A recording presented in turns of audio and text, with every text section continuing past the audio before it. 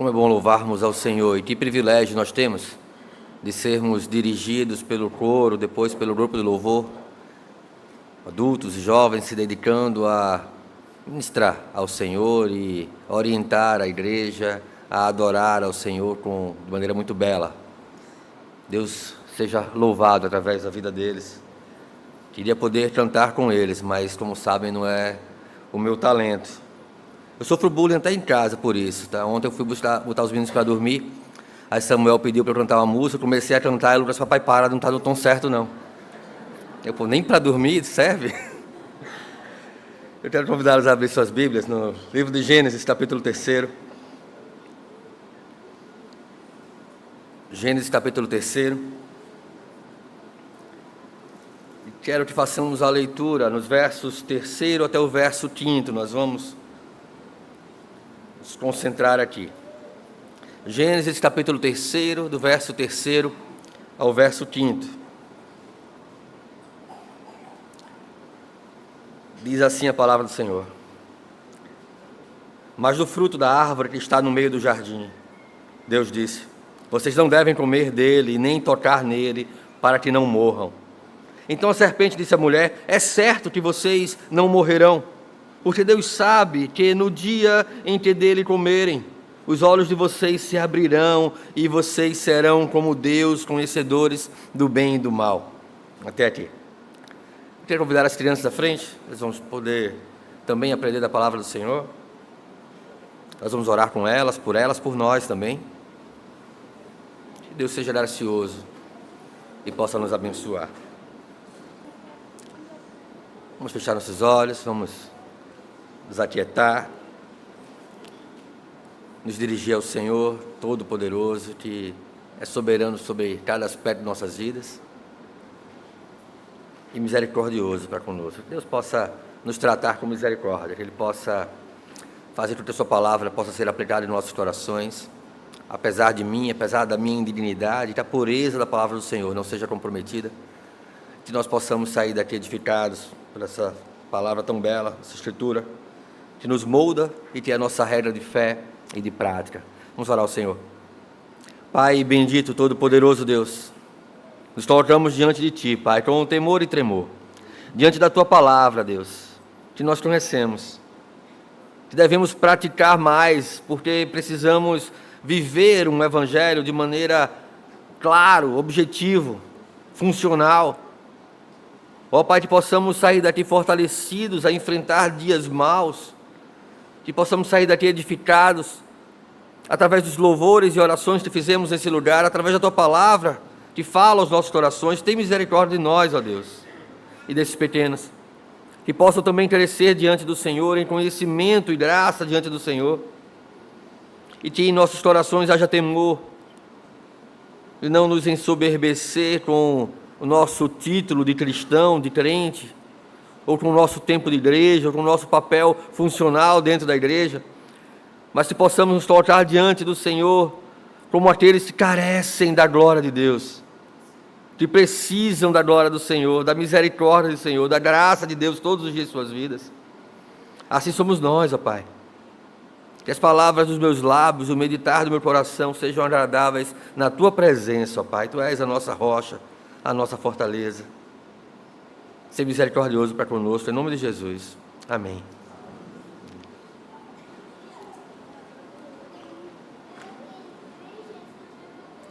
Meus irmãos, a partir do texto de Gênesis 3, dos versos 3 a 5 que lemos, nós vamos tratar um pouco de como a cultura caída, ela corrompe ou ela reflete a corrupção do coração humano. Vamos falar um pouco sobre cultura, sobre como nós temos consumido essas coisas. Vamos então nos aprofundar na ideia da queda vindo aqui através da oferta e da promessa da serpente, como o diabo, como Satanás usa essa feiticeira chamada cultura para enredar os nossos corações.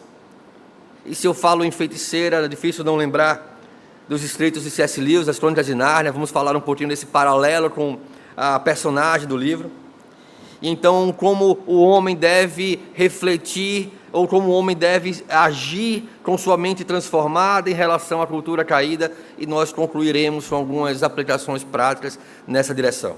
Então, convido a explorarem um pouco das Escrituras, convido a ter uma atenção redobrada agora, talvez uma mensagem com um pouco mais de ilustração, com um pouco mais de cotidiano do que habitualmente, mas para que a gente possa compreender e aprender a aplicar isso de maneira muito séria e comprometida, porque nisso depende muitas vezes o nosso coração dedicado ao Senhor.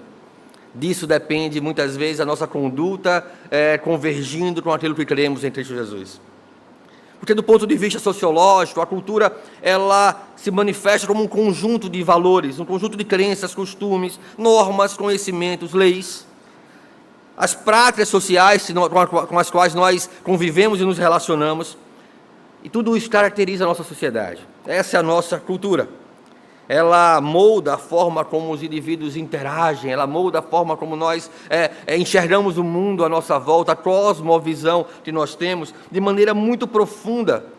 Isso está relacionado ao modo como enxergamos o mundo à nossa volta, e é por isso que a palavra do Senhor ela é tão eficaz no sentido de transformar essa percepção e nos fazer perceber como muitas vezes nós somos levados pela cultura a agir de maneira não bíblica ou não direcionada com a palavra do Senhor, a agir de uma maneira que não corresponde com aquilo que deve ser o reflexo de uma vida cristã, porque a cultura tende a tornar normal o pecado em nossa sociedade. A cultura tende a fazer com que nós banalizemos essa relação com o pecado e com o errado, e nós desconstruamos em nossos corações valores que deveriam ser absolutos e inegociáveis em nossas vidas.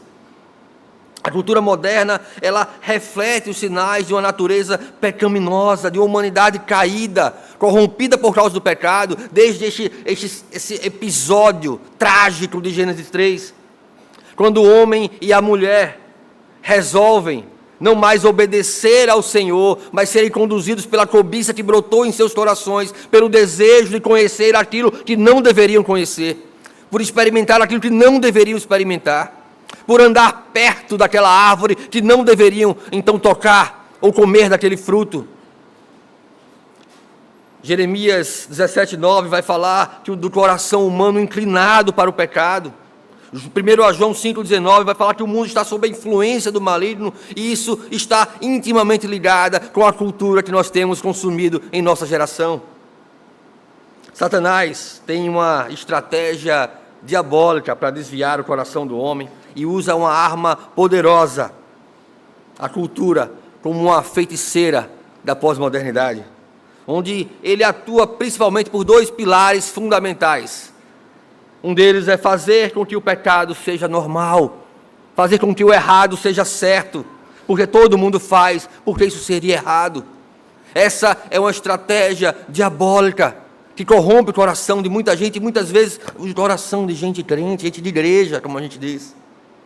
Isso se revela na banalização de comportamentos imorais dessa sociedade caída, como a mentira, como a sexualidade desenfreada e a busca incessante pelo prazer imediato. Isso move o coração, isso enfeitiça o coração do homem para longe do Senhor. Músicas populares que exaltam estilos de vida desenfreados, sem limites, filmes que promovem relações superficiais, a relativização de princípios morais que são desconstruídos pela cultura dessa geração.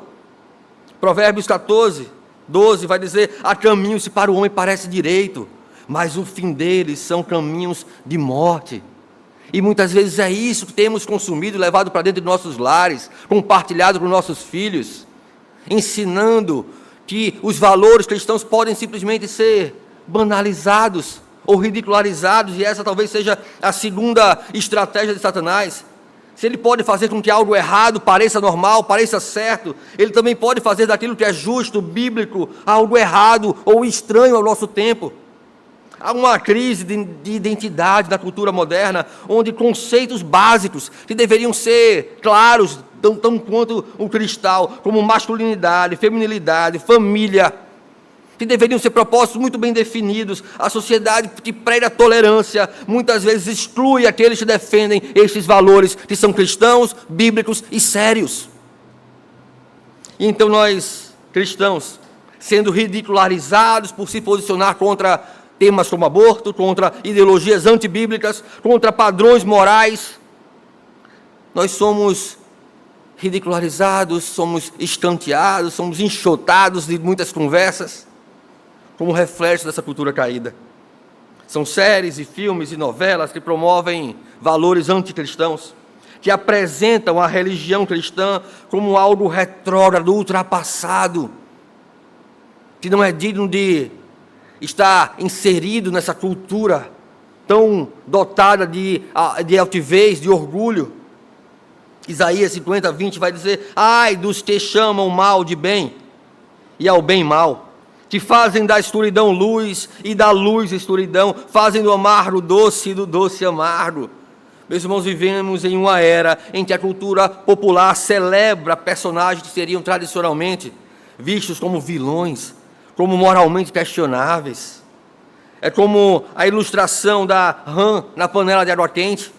Alguém pega uma rã e põe ela viva dentro da panela de água quente, ela vai se acomodando ali na água, e aquilo vai ficando num lugar confortável, até que ela morre, porque a água vai esquentando, ela vai sendo cozida ali. Nós estamos sendo cozidos por essa cultura perversa, que tem imprimido os valores de uma geração caída em nossos corações.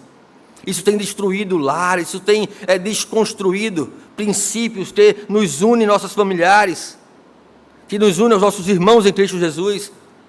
E nós temos deixado que as ciladas de Satanás possam criar dissensões e facções e divisões dentro do corpo de Cristo. Fazer daquilo que é justo e bíblico algo errado e estranho é a arma de Satanás. Outro dia compartilhamos na classe dos adolescentes a experiência com o filme Deadpool, talvez conhecido de muitos aqui. Personagem da Marvel, conhecido por seu humor ácido, por sua violência exagerada, por uma linguagem extremamente irreverente. É um exemplo claro do que a cultura pop pode promover de relativização de valores através do entretenimento, da diversão. Se você foi ao cinema ver esse filme, certamente pagou para ter seus princípios desconstruídos e, no lugar, uma doutrinação caída colocada no seu coração. O filme traz violência banalizada e humor negro. Deadpool ele apresenta a violência como de maneira exagerada, estilizada, transformando um elemento cômico, até divertido ver a violência no filme. Assassinatos, torturas, desmembramentos são mostrados de forma gráfica, porém tratados com piadas, que podem desensibilizar quem está assistindo ali em relação à violência. A violência, na cosmovisão cristã, a violência à luz das Escrituras, é um reflexo da queda, é uma consequência da queda, de uma natureza corrompida. Por causa da violência, Deus desconstruiu a sua criação através do dilúvio. Por causa da violência, Sodoma e Gomorra foram extintas da terra. Meus irmãos, a violência é uma coisa muito séria para ser banalizada como piada no cinema. Isso nos faz passar a encarar essas coisas como uma coisa trivial, a nos divertirmos com isso. O filme ainda mostra a sexualidade sem limite, vulgarização das relações. Ele apresenta uma abordagem sexual explícita, de maneira cômica, de maneira lúdica. Ele vai desconstruindo, desconectando a sexualidade dos valores de compromisso e respeito. Algo que deve ser vivido no casamento com pureza. E vocês podem pensar em tantos outros filmes, tantas outras séries ou novelas que fazem a mesma coisa, e que nós consumimos e ligamos televisão em casa, ouvimos em qualquer que seja o meio. Nós temos levado essa cultura caída para dentro dos nossos lares. Nós temos consumido uma cultura que desconstrói os valores bíblicos em nossos corações, com prazer, com conforto, sem indignação, sem estarmos sensibilizados de como aquilo fere os princípios da palavra do Senhor. É uma ideia de subversão, é uma ideia de rebeldia contra as autoridades, as instituições estabelecidas. Não há mais submissão, não há mais respeito ou reverência, como a Bíblia nos ensina. Nós trocamos isso por um espírito de rebeldia, porque, afinal de contas, não precisamos nos submeter, somos como deuses. A oferta do pecado é isso: vocês serão como deuses, conhecedores do bem e do mal, capazes de tomar conta e dirigir suas próprias vidas. Esse é o herói dessa geração. E esta é a narrativa que rendeu bilhões de dólares, de humanoides alienados, que absorvem um modelo cultural não bíblico como algo aspiracional. Eu quero ser assim, eu quero ser desse jeito.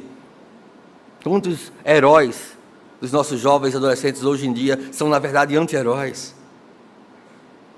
Quantas vezes nós temos deixado que os nossos corações sejam influenciados pelas coisas que o mundo prega, que não correspondem à palavra do Senhor? A feiticeira chamada cultura nos enredou e nos escravizou em seus valores. Filmes como estes, eles ilustram como sutilmente a cultura pode moldar a percepção moral das pessoas. Sutilmente ela pode apresentar de um modo lúdico, sem qualquer pudor, que a relativização de valores essenciais. E nós temos absorvido isso com muita naturalidade. Que cada um de nós possa avaliar seu consumo de mídia, cada um possa avaliar seu comportamento, como isso reflete o que estamos absorvendo dessa cultura. Mas se possamos pedir a Deus sabedoria para viver conforme a sua vontade, porque os dias, meus irmãos, são maus. Precisamos estar revestidos da armadura do Senhor. Isso implica no exercício da nossa fé, isso implica em buscarmos consumir aquilo que fortalece a nossa fé e não andarmos perto da árvore do conhecimento do bem e do mal. Porque claramente seremos tentados a comer da árvore que parece agradável aos nossos olhos, boa para nos dar prazer e nos trazer mais conhecimento. É isso que a cultura oferece para nós. O texto de Gênesis 3, se nós lermos todo o capítulo, do qual está o bloco, a perícope que nós lemos no início, ele vai nos apresentar a serpente como um astuto sedutor. Ela aborda a mulher e o homem ali, revelando aspectos fundamentais de sua natureza, de sua estratégia para introduzir o pecado na humanidade. Ela é vista como astuta, a serpente é descrita como a mais astuta de todos os animais do campo. Ela questiona a ordem divina, é assim que Deus disse: não comereis toda a árvore do jardim. E esse questionamento vai manipulando o coração do homem e da mulher, vai distorcendo a instrução do Senhor, até confundir, até gerar dúvida. E aí ela oferece o pecado. Olha aqui, o reino. Olha aqui uma saída. Olha aqui que prazer que isso pode gerar para você. Ela apela ao desejo humano. A serpente sugere que Deus estaria privando o homem de algo bom, de algo que poderia ser agradável para ele. Ela vai dizer: certamente não morrereis. No dia que dele comerdes, vossos olhos se abrirão. Sereis como Deus, conhecendo o bem e o mal. É assim que a cultura nos oferece o pecado. Vocês vão saber mais, vocês vão se divertir mais, vocês vão sentir mais prazer, vocês vão experimentar mais, e isso vai ser bom. Deus não pode ser contra essas coisas, se essas coisas são boas e foi Ele que criou. Esse argumento apela para a ambição de autonomia e ao desejo de alcançar além dos limites estabelecidos pelo Senhor. Nós deixamos de nos submeter à vontade do Senhor para nos submetermos agora à vontade do pecado, da nossa natureza corrompida, da nossa vontade escravizada. A serpente, ela faz uma provocação à ação pecaminosa. Ela não apenas sugere, mas ela induz a ação. Ela leva Eva a ver que a árvore era boa para comer, agradável aos olhos e desejável para dar entendimento. Sua estratégia envolve despertar nos homens a visão distorcida de bem. Olha só, o mal pode ser bom, o mal pode ser prazeroso. Olha só, olha para aquilo ali, guarda no seu coração, alimenta no seu coração até consumar, até ter a oportunidade de consumar, e então você caiu. Então você está vivendo um desastre na sua vida, porque guardou no coração e deu passos consecutivos na direção do pecado, que levou você ao abismo. De Deus não se zomba. Aquilo que o homem plantar, ele ceifará, escreve Paulo aos Gálatas. E aquele que planta da carne colherá destruição. A Bíblia é infalível, é promessa, é palavra do Senhor. Deus não muda Deus não baixa a régua, Ele não deixa a lei mais mole para você poder entrar no paraíso.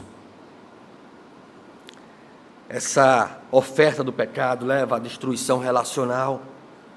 Após o pecado, os seres humanos se esconderam de Deus, revelando a ruptura da relação com o Criador. A serpente inicia um ciclo de culpa, de autodefesa, ela afasta o homem da verdade do Senhor. E a cultura faz isso quando banaliza o pecado e quando desmoraliza a moral, a ética. Assim como a serpente em Gênesis, nós temos nos escritos de C.S. Lewis a feiticeira Jades. A feiticeira branca, como nós temos, pelo menos no filme, que muitos devem conhecer, do Leão, a feiticeira guarda-roupa. É uma personagem que personifica a maldade, a astúcia, a manipulação, a sedução para alcançar os seus projetos malignos. Talvez pudesse ser o braço do Satanás, com a sedução cultural que ela promove, para que então outros personagens possam se deixar levar pela cultura que ela promove, que ela propõe, pelo reino que ela promete. Jades é descrita como uma figura bela, de beleza impressionante, mas que carrega uma presença ameaçadora. Ela destruiu o seu próprio mundo, utilizando a palavra execrável, preferindo governar sobre ruínas do que compartilhar o poder. Em O Sobrinho do Mago, primeiro livro, se pensarmos na ordem cronológica, de C.S. Lewis, das Crônicas de Nárnia, existe uma clara advertência contra tocar o sino que desperta a feiticeira. Ela está expressa em uma inscrição: faça soar o sino e sofra o perigo, ou não faça soar o sino e fique para sempre na dúvida. Faça soar o sino e lhes abrirão os olhos. Faça soar o sino e serão como deuses. Faça soar o sino e experimente como o pecado pode ser prazeroso. Mas olha, sofra o perigo. Sofra as consequências. Essa frase ecoa a tentação do pecado em Gênesis 3. A ideia de ficar na dúvida, do apelo à curiosidade humana, do desejo de saber mais, de experimentar mais, de tocar, de ver, de sentir, de ter os olhos abertos para o medo, de ter os olhos abertos para a condição pecaminosa, desesperadora da necessidade de salvação. Essa frase de tocar o sino é como uma escolha de comer o fruto. É como uma escolha de abraçar o pecado que está sendo ofertado diante de você. Talvez você pense, mas é necessário porque é o meio onde eu estou, é necessário porque senão eu vou perder isso ou perder aquilo se eu não fizer. Ou é necessário porque eu mereço. Mas eu trabalho tanto, eu mereço. Mas eu estou vivendo isso tão difícil. Será que eu não mereço isso de bom? Será que Deus não colocou isso para que eu possa ter pelo menos uma gota de alegria?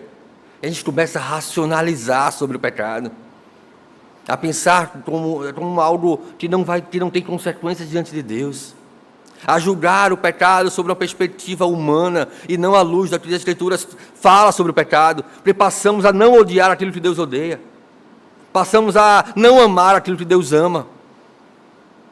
Então a escolha de tocar o sino nos motiva a alcançar, a buscar, a apalpar os nossos desejos. Astúcia e manipulação. E eu vou falar um pouco sobre a personagem Jades e talvez isso desperte a sua curiosidade de ler as Crônicas de Nárnia, de ler os livros e ver a beleza de como também a cultura redimida pode ser algo prazeroso e proveitoso para que nós possamos então consumir e nos deleitar e fazer as conexões diversas sobre como Deus requer que nós vivamos. Então, no Sobrinho do Mago, a feiticeira surge como uma figura sedutora, de fala suave, mas que rapidamente ela se revela como manipuladora. Como a cultura vem de mansinho, vem se chegando, e aí a gente vai e olha, mas é só conselho dos ímpios, e daqui a pouco a gente está sentado na roda dos estarnecedores. Quando Dídore e Poli despertam Jades ao tocar o sino, ela manipula Dídore dizendo que ele fez bem, despertou uma rainha poderosa, enquanto acusa os outros de fraqueza. Ela começa a mexer, a manipular, a fazer com que ele perceba, olha só, o mal é bom, Você que é mais astuto, você é mais inteligente que os outros, você é mais descolado, você é mais inserido, está mais atualizado. Os outros são fracos, seja assim.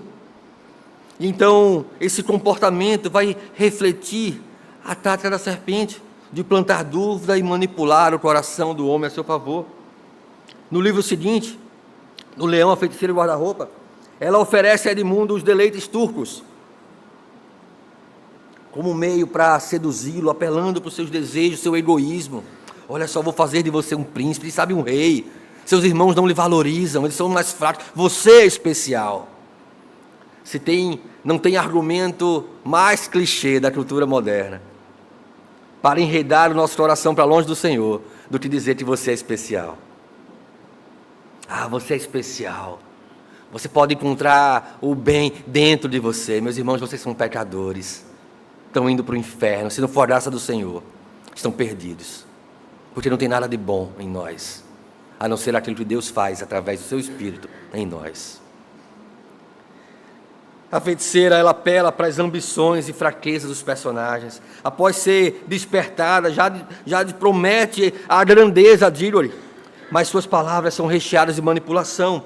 Para Edmundo, ele deveria ser tratado como alguém especial, superior aos seus irmãos, e ela explora desse jeito para prometer até o reino para ele. Olha, depois de mim você me sucederá. Mas há consequências das escolhas. Tanto a serpente quanto a feiticeira branca levam os personagens a ações que resultam em desordem, que resultam em destruição. A serpente, em Gênesis 3, como nós conhecemos, assim como a feiticeira branca das Crônicas de Nárnia, escritas por C.S. Lewis, exploram a fraqueza humana para introduzir o pecado e o caos. A cultura moderna, ela vai explorar a nossa fraqueza, o nosso desejo de sermos especiais, para introduzir o pecado e mais pecado em nossos corações, até nos ver destruídos, até nos ver corrompidos. Não como aqueles que devem ser sal e luz do mundo, mas como aqueles que refletem a escuridão de uma geração corrompida, porque cederam à pressão, porque cederam às sutilezas e foram se acomodando como a rã na panela quente, até verem seus lares destruídos, seus relacionamentos desfeitos. A cultura dessa geração é tal qual a feiticeira. Ela apresenta a si mesma como uma vítima da história, mas rapidamente ela vai se revelar como alguém que consome o valor de tudo que toca. Como uma feiticeira convence Dílore de que a sua presença no mundo seria benéfica, a cultura se apresenta como a libertação do mal, a embaixadora do relativismo, do prazer, mas entrega a loucura e caos, que são seus objetivos. Meus irmãos, o nosso entretenimento, ele não é neutro, ele é mediado pela cultura. Ele é mediado por essa geração perversa. E o que nós estamos consumindo dirige o nosso coração a agir de maneira contrária à verdade do Evangelho, a ter um contato superficial, uma ideia superficial de pecado. E uma ideia superficial de pecado vai nos dar uma ideia superficial de graça. E se a graça não é tudo aquilo mesmo, então talvez eu possa viver de maneira ambígua. Talvez eu possa viver aqui e fora, aí absorvendo uma coisa e outra, experimentando o melhor das coisas. Isso leva à morte. Isso leva à destruição. Ela não apenas manipulava indivíduos, mas também destruiu relacionamentos. Assim como o pecado no Éden destrói a harmonia entre Adão e Eva e a sua relação com Deus. Assim como a feiticeira separa Edmundo de sua família, a cultura empreende energia em desconstruir valores fundamentais que costuram relacionamentos bíblicos por gerações. Isso vai sendo fragmentado, vai sendo fragilizado pela ideia perversa de o amor vence tudo. Deus nos faz assumir um compromisso com a verdade para além da cultura. Em Levíticos 18:3, ele vai dizer: não farei segundo as obras do Egito. Olha só, vocês não vão mais viver como vocês viviam antes de me conhecer. Vocês não vão mais viver como vocês viviam antes de serem transformados da sua natureza pecaminosa. Vocês não vão mais usar as mesmas coisas, não vão mais absorver as mesmas coisas, mas nem, olha só, nem quando vocês estiverem indo no mundo, nem lá nas terras de Canaã, vocês farão segundo as obras deles, para o qual eu vos levo, nem andareis nos seus estatutos. Nós somos chamados para sermos diferentes, para consumirmos a cultura de maneira diferente, para ter a capacidade de discernir e entender, para saber o que absorver e o que não absorver, e não levar esse pensamento perverso para dentro dos nossos lares. A cultura não é neutra. A cultura não é neutra, ela reflete os princípios e valores dominantes de uma sociedade. Ela é constantemente usada para promover corrupção moral. Ah, mas o carnaval e a cultura, ele não é neutro. É perversidade. Ah, o São João é perversidade, não existe cultura neutra.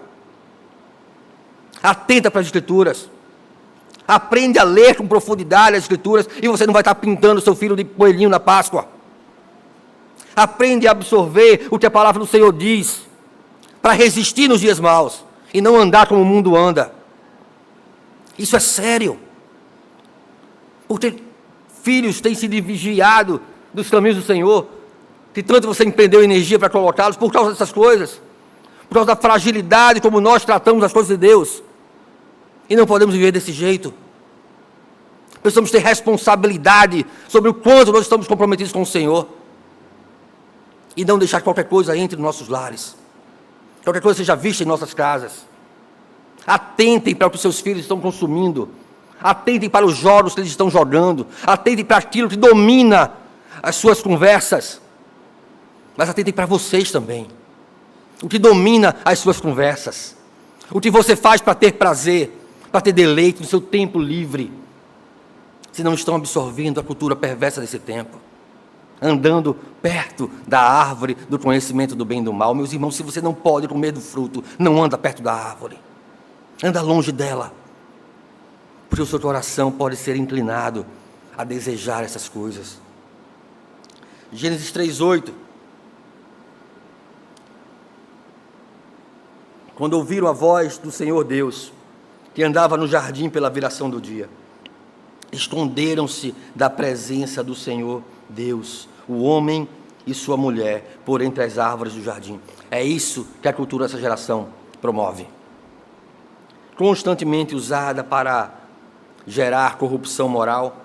A feiticeira trará sempre uma promessa de reino, mas o pecado não entrega o que promete. O pecado faz do paraíso de Deus um lugar assombroso. O pecado faz da presença do Criador uma coisa medonha. Se você não tem prazer em estar na casa do Senhor, para adoração solene, congregacional, talvez seu coração já esteja enredado pela cultura dessa geração.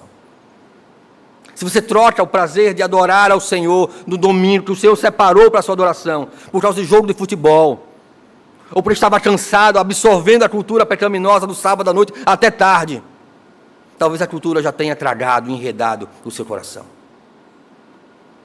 Porque o modo como nós nos relacionamos com as coisas de Deus é um reflexo, é um termômetro de como está o nosso espírito diante do Senhor, de como está o nosso coração diante do Senhor, de como o Espírito Santo, ou a cultura dessa geração, tem encontrado espaço em nossos corações.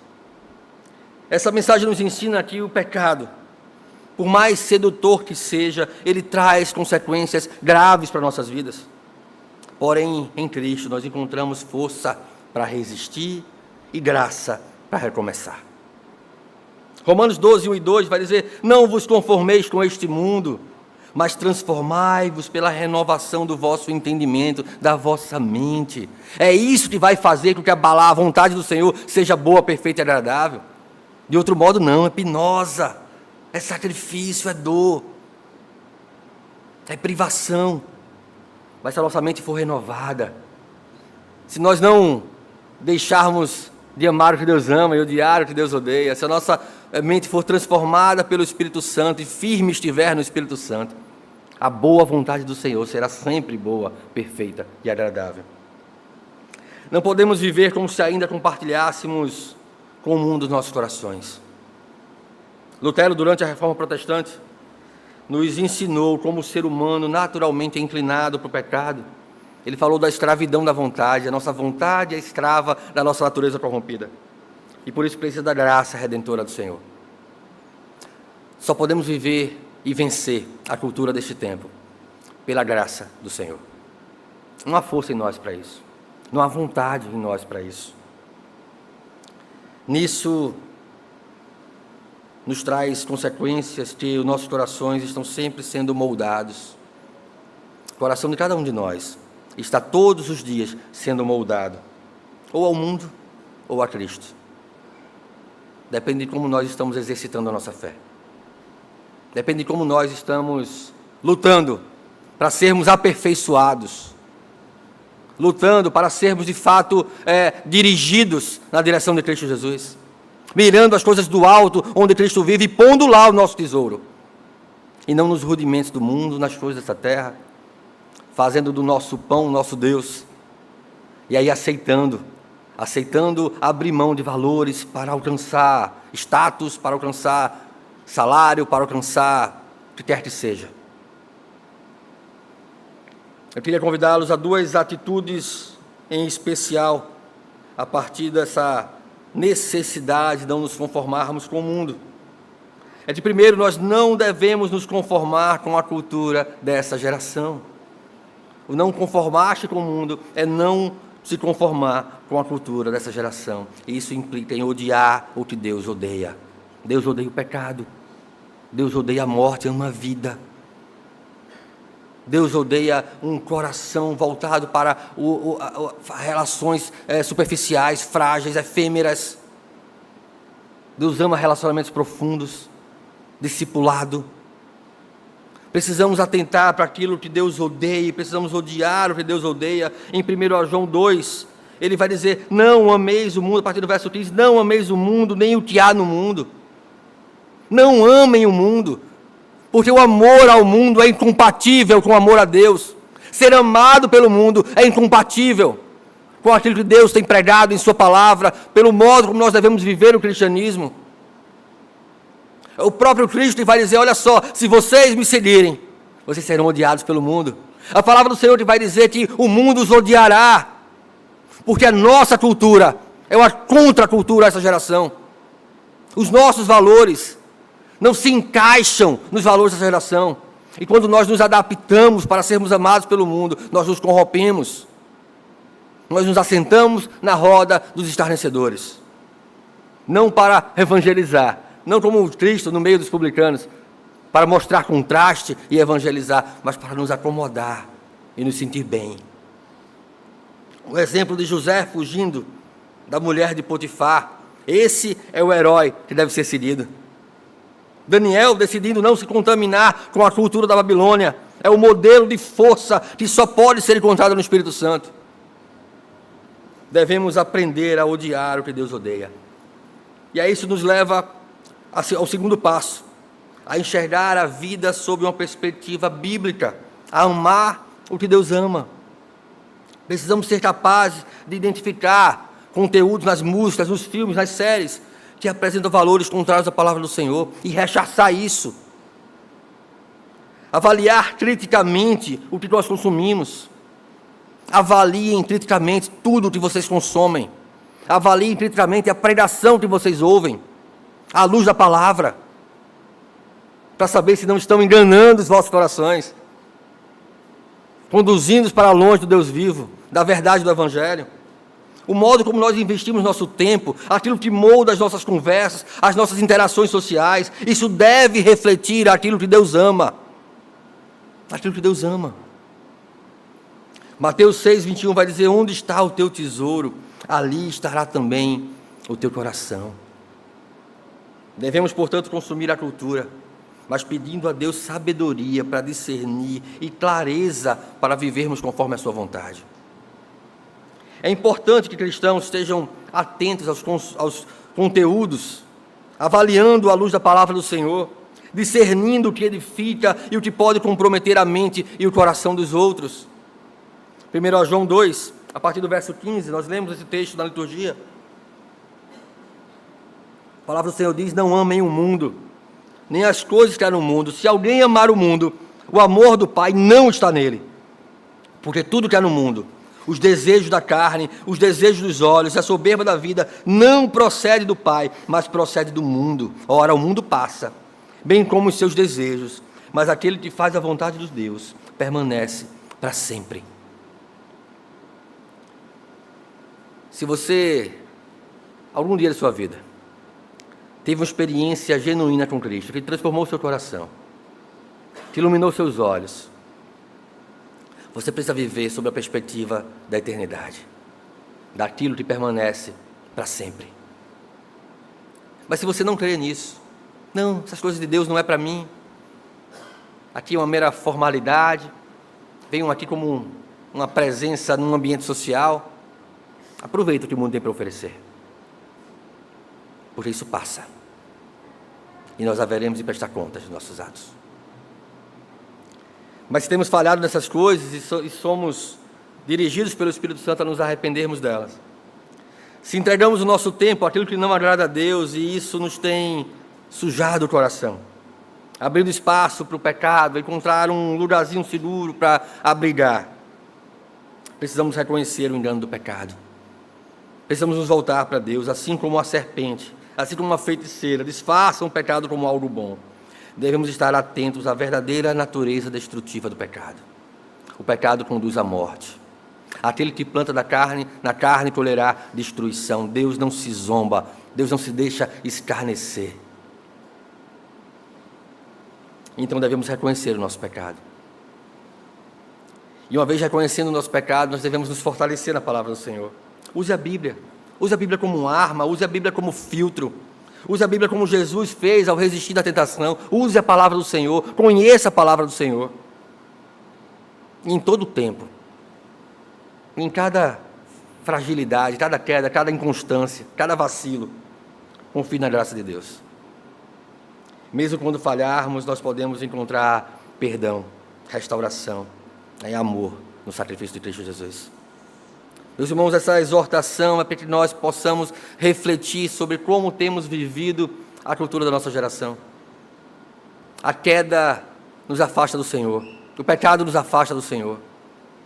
Deixarmos ser moldados por este mundo nos afastará da boa, perfeita e agradável vontade de Deus. Precisamos reconhecer nosso pecado, nos fortalecer na palavra e confiar na graça do Senhor. Pela graça nós somos salvos, isso não vem de nós, é dom de Deus. Que Ele efetue em nossos corações o querer e o realizar, para vivermos de modo digno daquilo para o qual nós fomos chamados. Que Deus tenha misericórdia de nós.